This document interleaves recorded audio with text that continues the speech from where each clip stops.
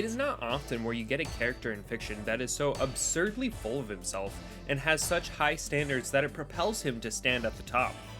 Someone who will do whatever it takes to get to the top because he believes he deserves to stand there and actually has the skills to back it up. Welcome to the Best of Rivals series, where we talk about the best rivals that the shonen genre has to offer. Today we're talking about the most infamous rival in a trading card game anime, and the man that made the Blue Eyes White Dragon the most iconic Yu-Gi-Oh card in the world, Seto Kaiba. Kaiba is a rather interesting case. He has always been attached to the Yu-Gi-Oh IP, and I mean that literally. Yu-Gi-Oh's manga started as a general game series where Kazuki Takahashi, author of Yu-Gi-Oh, could use games like a game of dice or board games as a medium to tell stories, and Duel Monsters ended up being one of those games.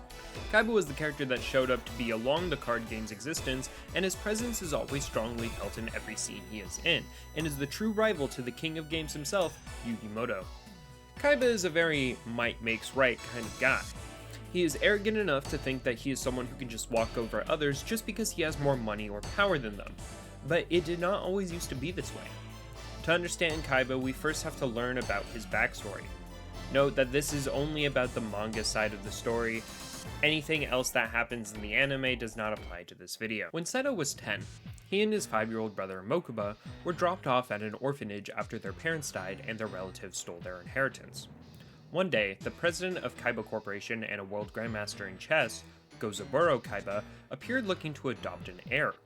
Seto challenged Gozaburo to a chess game, and if Seto won, he and Mokuba would be adopted by Gozaburo. Gozaburo agreed to the terms, and Seto won by cheating. After they were adopted, Gozaburo put Seto through what was described by Mokuba as endless torture. Seto had to go into a special accredited school program and learned foreign languages, social studies, economics, and game strategy. Then 6 years later, when Seto was 16, he convinced the Kaiba Corporation board to turn on Gozaburo, and Seto became the president of Kaiba Corporation. After Gozaburo is confronted about this, he admits to Seto that he lost in their personal game, and tells Seto to burn the following into his brain, as quote, "This is what a loser deserves," where he jumps out of a building, plummeting to his death. Seto sees this and thanks him for teaching the lesson that to lose means to die, and where he takes that very literally later on. After Kaiba gets introduced into the story, he ends up fighting our main character, Yugi Muto, 4 times. Twice in the original series before the series honed in on Duel Monsters as its main focal point, once in Duelist Kingdom and once in Battle City. Aside from literally threatening his own life if he did not win, Kaiba never gets the win from Yugi. He is so hell-bent on winning that after the series ends, when the Pharaoh gets sealed away into the past, in Dark Sides of Dimensions, the canonical sequel movie to the manga that Takahashi himself wrote, Kaiba cracks time travel and goes back in time to challenge the Pharaoh to a duel, with that being the end of the movie. You see, Kaiba does not actually view Yugi as his rival, but actually the Pharaoh that resides in the Millennium Puzzle that Yugi wears. Kaiba pursues a victory so hard against the Pharaoh that the Pharaoh actually gets inspired by Kaiba.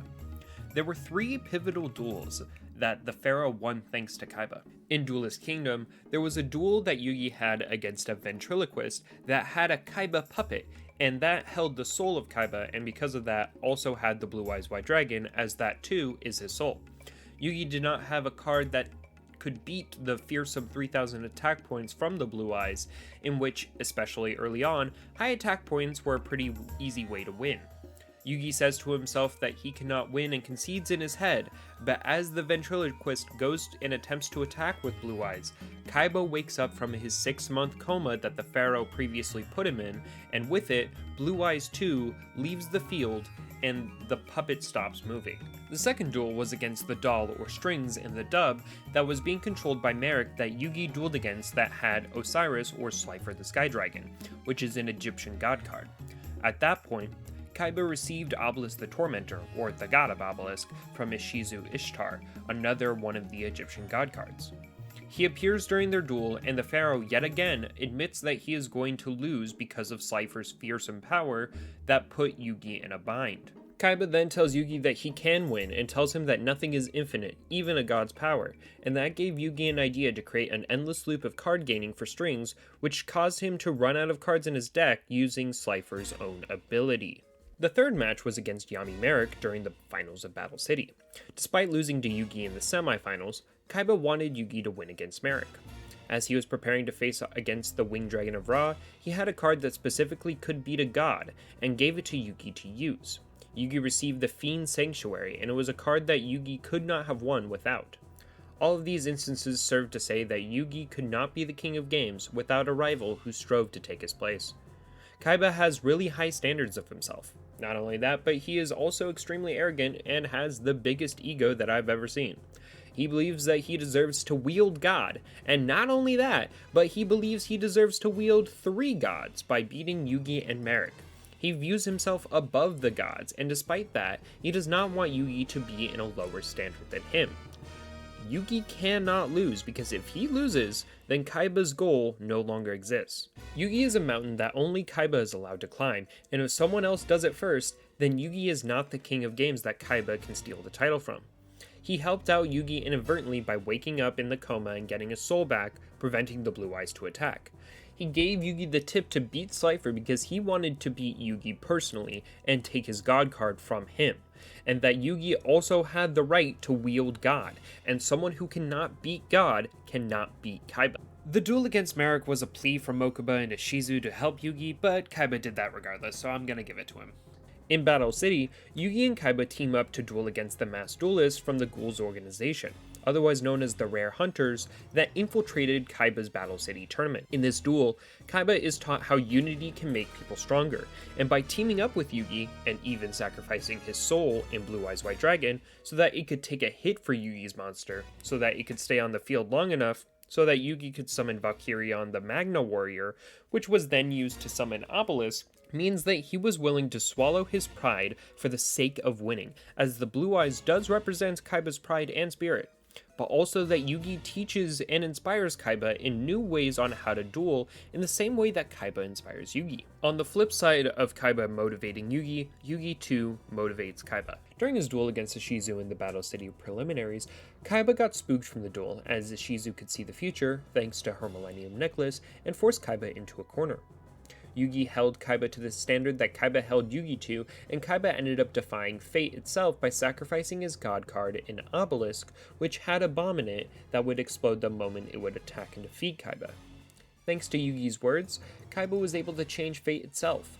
He tributes Obelisk for Blue Eyes White Dragon, which, as mentioned earlier, represents Kaiba, which, in terms of the duel, would have Kaiba in Blue Eyes White Dragon defy the preordained outcome, which is a fantastic narrative symbolism shown throughout the duel. Yugi could not have been king of games without Kaiba, and Kaiba could not exist without having Yugi as a goal to overcome. The last point I wanted to state about Kaiba and Yugi is that Yugi fundamentally changed Kaiba, perhaps through some rather questionable methods. Initially, after their first duel, Kaiba is hit with a penalty game that Yugi is allowed to do through the Millennium Puzzle, and got scared of illusions. This was in response to Kaiba stealing Yugi's grandfather's Blue Eyes White Dragon that his grandpa refused to sell to Kaiba. After he lost, he and Mokuba attempted to take out Yugi and his gang through something called Death Tea.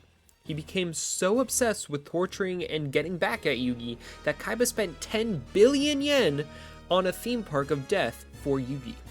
He kidnapped Yugi's grandpa and forced him into a duel, in which Kaiba wins and rips up the Blue Eyes right in front of his grandpa and traumatizes his grandpa so much that he is hospitalized, and then forces Yugi, Jonochi or Joey, Honda or Tristan, and Anzu or Taya into a game of death where they have to face real bounty hunters in a game of laser tag, a roller coaster to where if they get scared and scream, they'll get electrocuted, a game where they had to understand a puzzle which switches and each of their hands were stuck into a guillotine, a game where Joey had to go against an executioner named the Chop Man with a chainsaw to a fight of the death that ends with the Chop Man being lit on fire, a game with blocks falling on them and they have to find an exit, a game of capsule monsters where Yugi faces Mokuba in a board game and the loser gets traumatized the same way Yugi's grandpa and Kaiba were inflicted, and Kaiba ends up inflicting that into his own brother,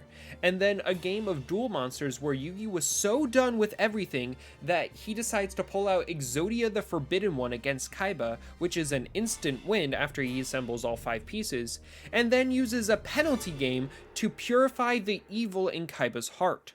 He forced Kaiba into a coma to where he had to rebuild his own mind for 6 months.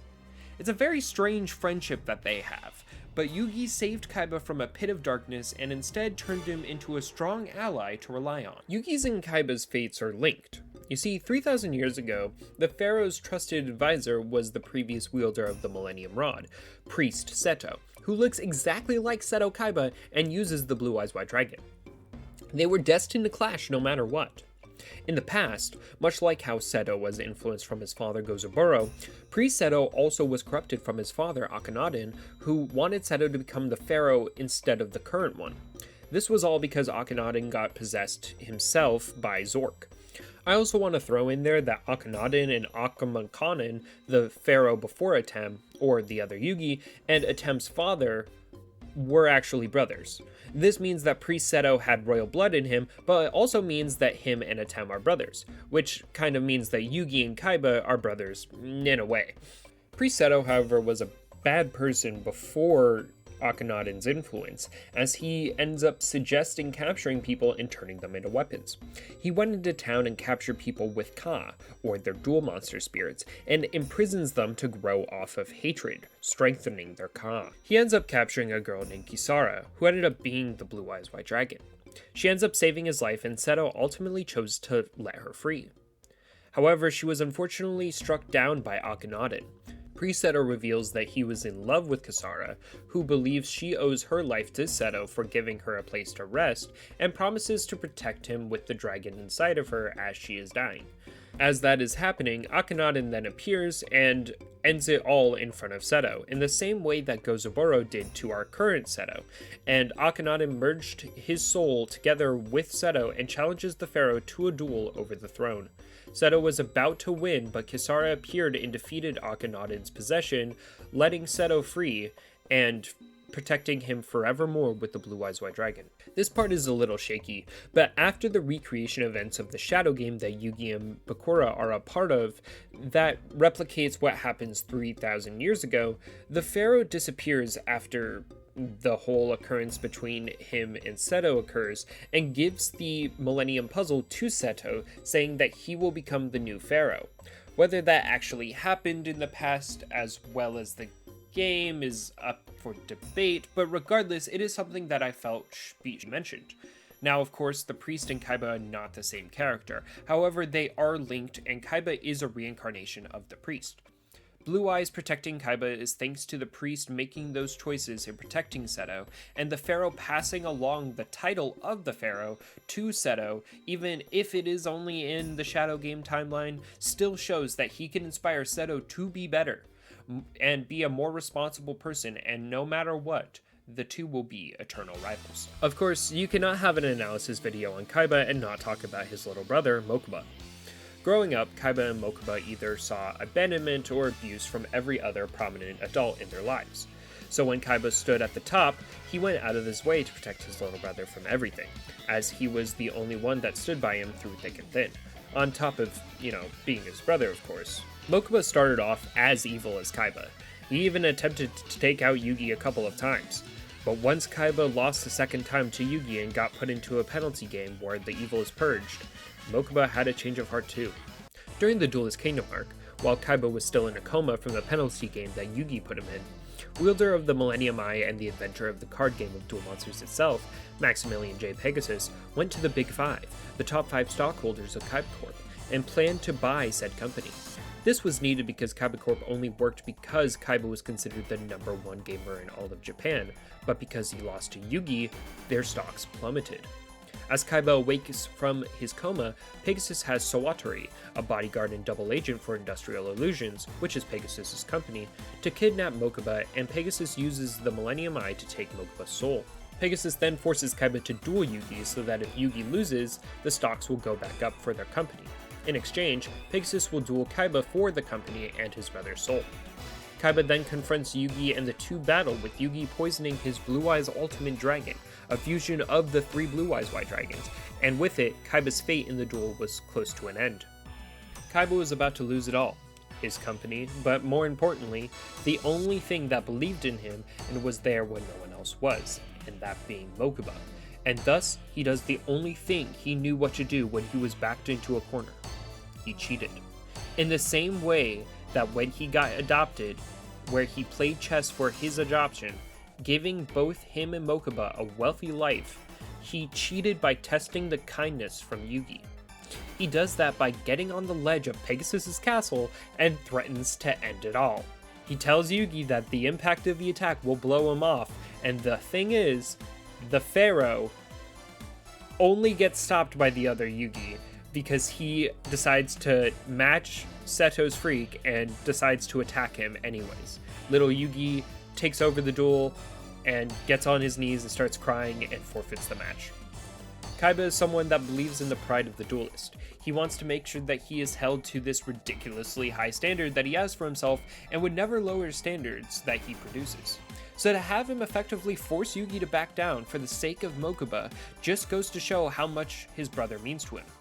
Yes, he does get his company back as well, but Kaiba could always start over and do well for himself. But he can't without Mokuba. Mokuba is the thing that he cherishes the most above all else. Ultimately, Kaiba loses to Pegasus since he had the mind scan ability from the Millennium Eye, which allowed Pegasus to see into Kaiba's mind and telegraph every single move he was going to make. Kaiba had to get Yugi to beat Pegasus, and this was the gamble that ended up not working out for him. Kaiba attempted to stake his life to get results yet again, and his gamble ended up not paying off this time. Except, it could be said, by having Yugi be his rival, he gambled on Yugi being the one to beat Pegasus, and ended up getting proven right. It is rather interesting to see Kaiba's excessive determination for results to the point where he will defy destiny in his battle with Ishizu to see the desired outcome that he wants. To Kaiba, his determination is a guarantee, for everything aside winning against Yugi, of course, but he believes that these big gambles will work out.